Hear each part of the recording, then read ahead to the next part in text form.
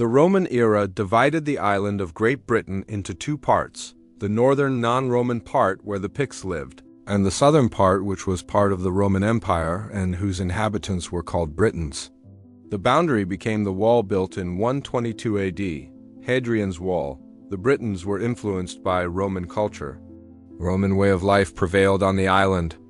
The legend of the Britons' descent from Brutus, a descendant of Aeneas of Troy, according to the Britons' beliefs, best testifies to this.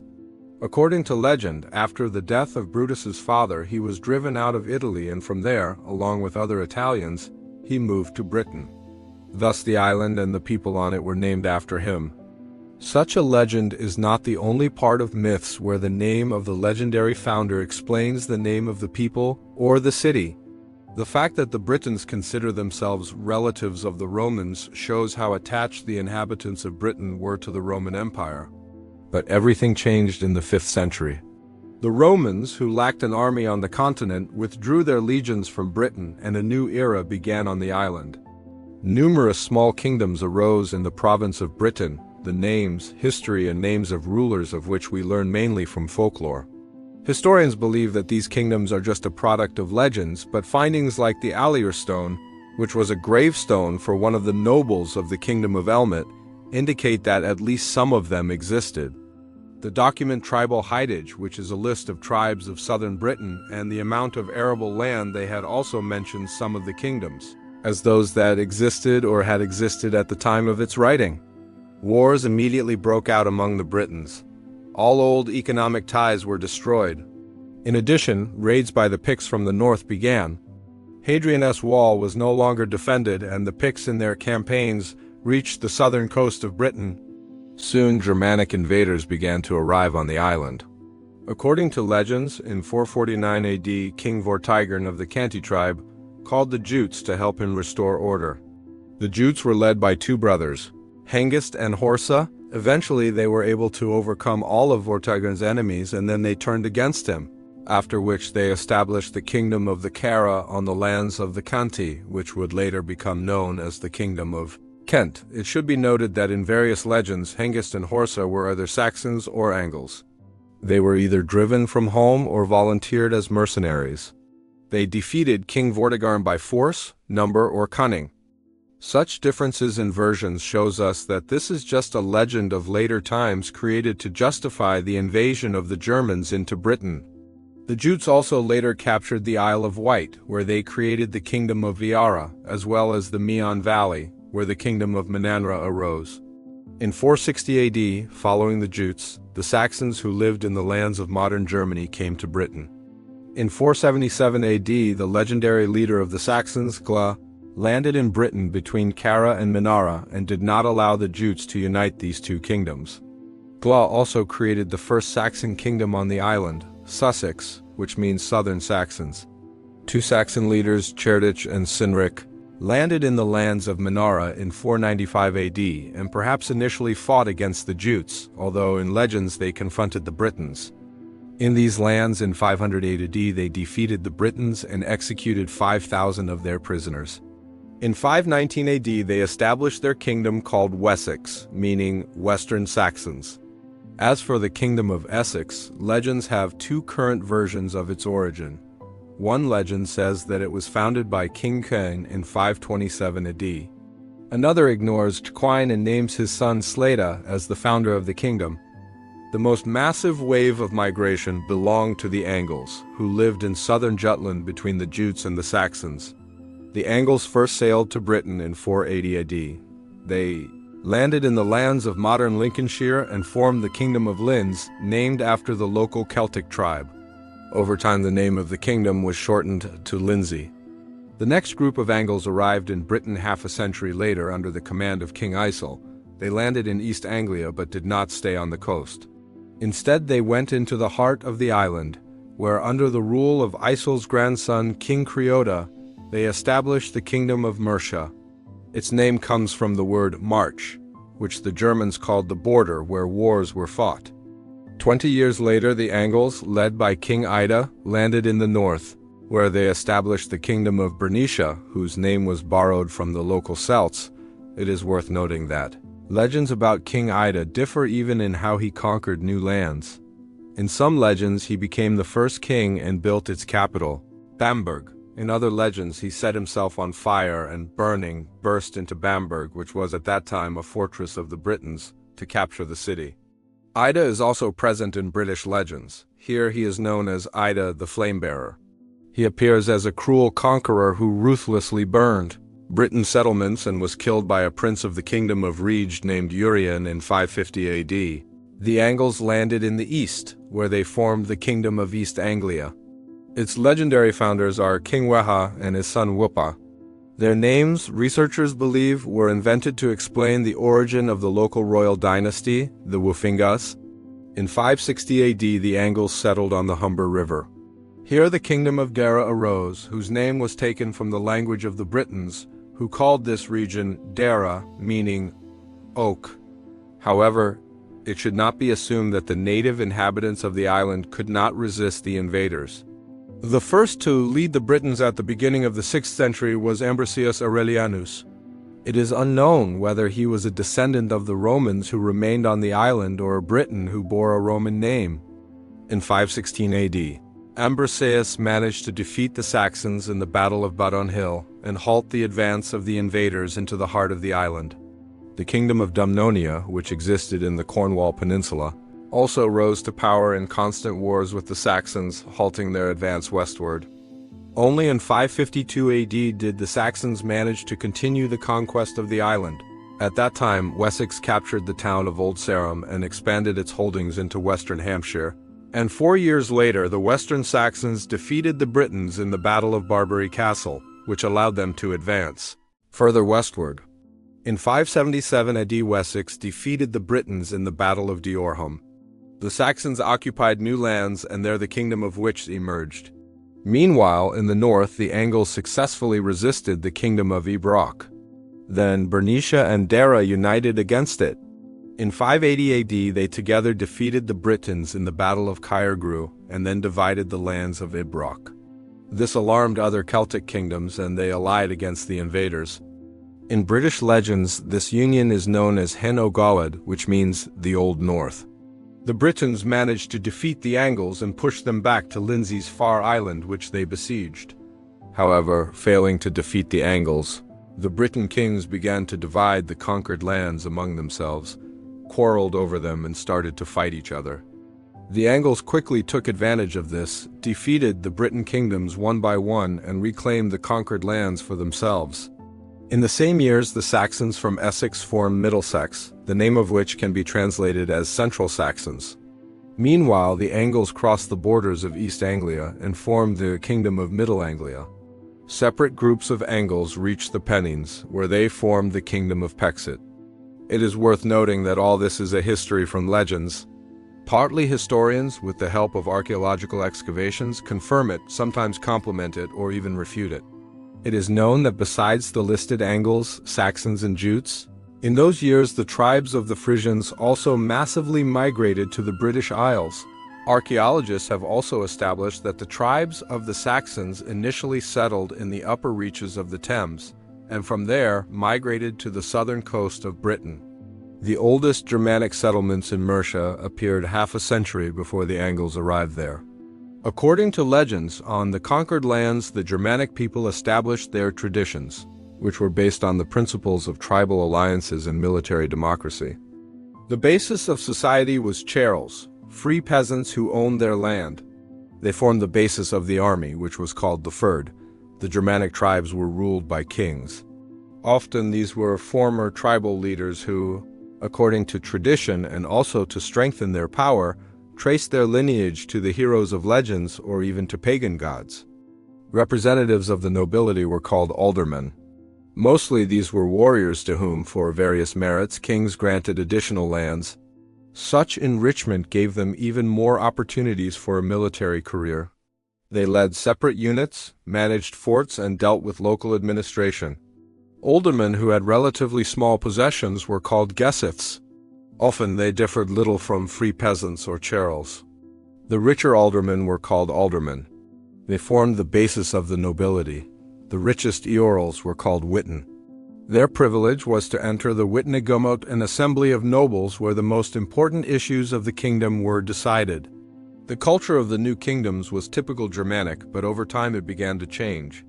The Jutes and Frisians almost immediately merged with other Germanic peoples. The languages and traditions of the Saxons and Angles gradually became similar until they transformed into a single Anglo-Saxon culture, thus forming a new people on the map of Europe. The conquered Britons were left with nothing. The Anglo-Saxons destroyed their settlements and massively exterminated the indigenous population. Those Britons who survived became villains, that is, dependent peasants who had to work for the conquerors. There was practically nothing left of the material culture of the Britons. On the abandoned lands, British clay houses disappeared completely. Instead, wooden houses of Anglo-Saxon type were built. Christianity almost vanished from the island and Roman cities fell into ruin. Anglo-Saxons called the Britons Wellis, which means foreigners.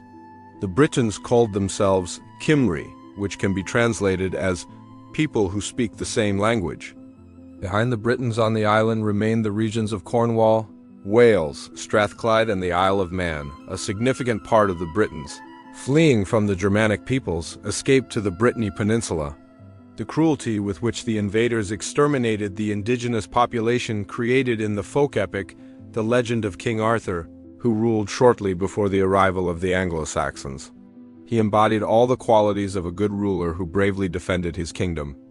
According to legend, Arthur did not die, but only fell asleep to awaken when Britain needed a hero and save it. King Arthur became not just a part of European legends about the sleeping king. He entered Anglo-Saxon legends, where he became a phenomenon of world literature and the most recognizable character in British myths. In 597, missionaries from the Pope arrived in Kent. They persuaded King Ethelbert I to accept Christianity, and Canterbury, the capital of the kingdom, became the religious center of Britain, from where the Christianization of the Anglo-Saxons began.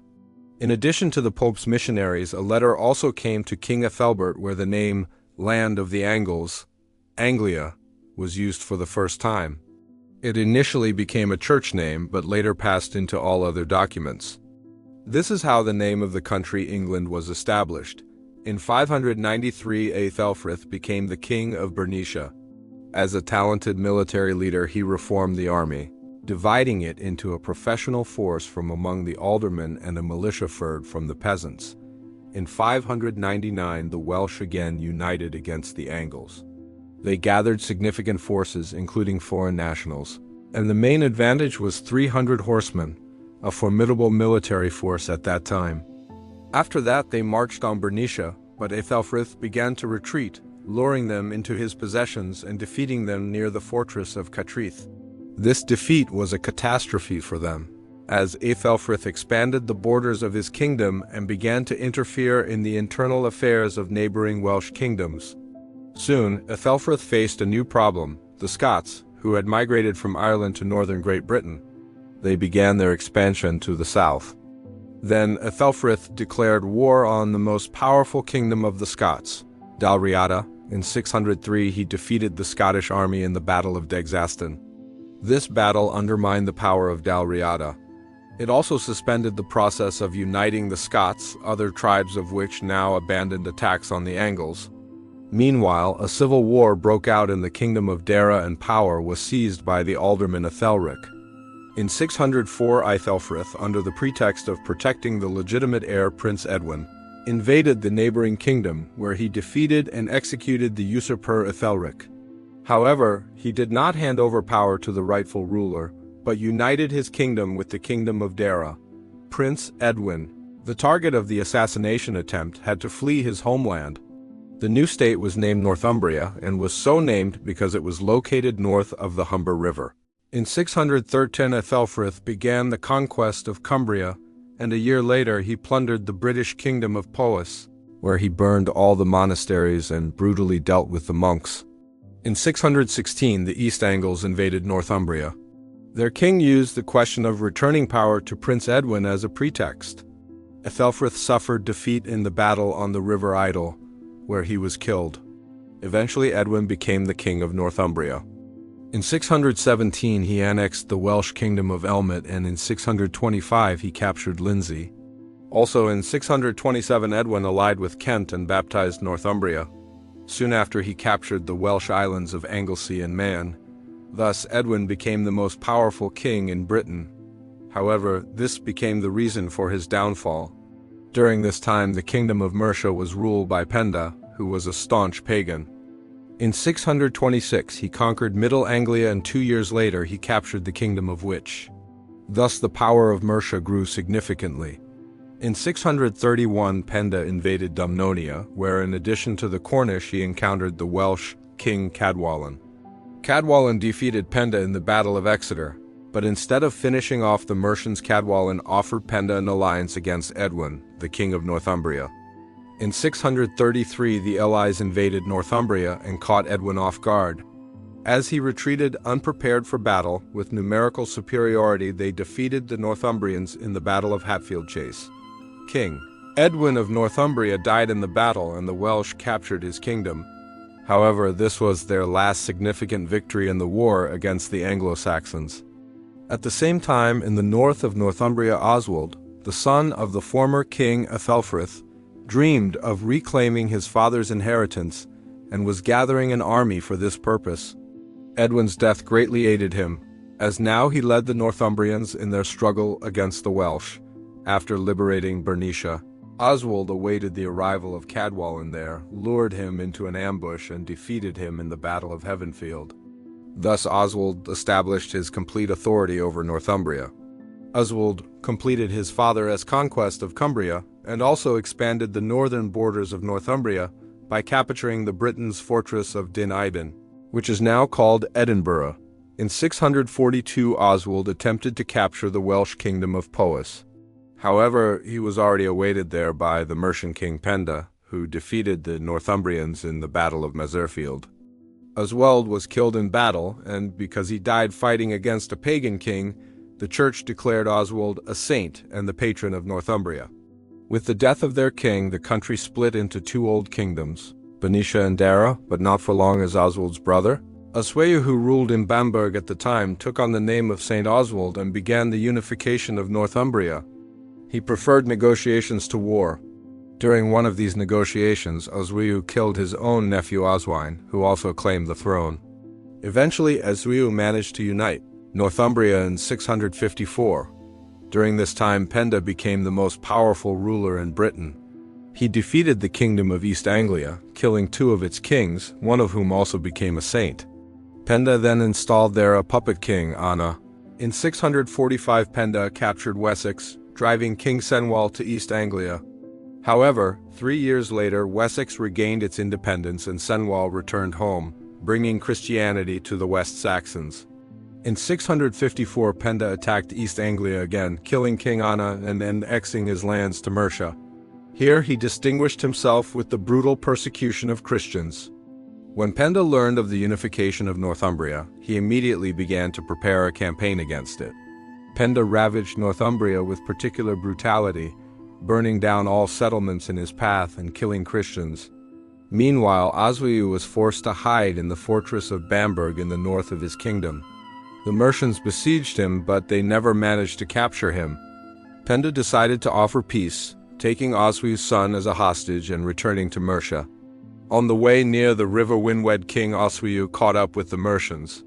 By that time, Penda's tyranny had wearied even his troops. Most of his army deserted him before the battle. Additionally, the East Angles and the Welsh betrayed him. Therefore, in the battle, Penda's weakened army suffered defeat and the king of Mercia himself was killed. Northumbria once again became the most powerful kingdom in Britain. King Oswiu installed a puppet king in Mercia, and soon after he took the title of King of Mercia. Following this, he captured the Welsh kingdom of Rheged. Penda's son Wulfhere abandoned his father's policy of fighting against Christianity and embraced it himself, seeking the church's help to reclaim the Mercian crown. In 658 the Mercians, dissatisfied with King Oswiu's high taxes, rebelled against him, with Wulfhere leading the uprising. At the same time, Wulfhere helped the kingdom of Powys to break free from Northumbrian rule, where the local Anglo-Saxons formed their kingdoms.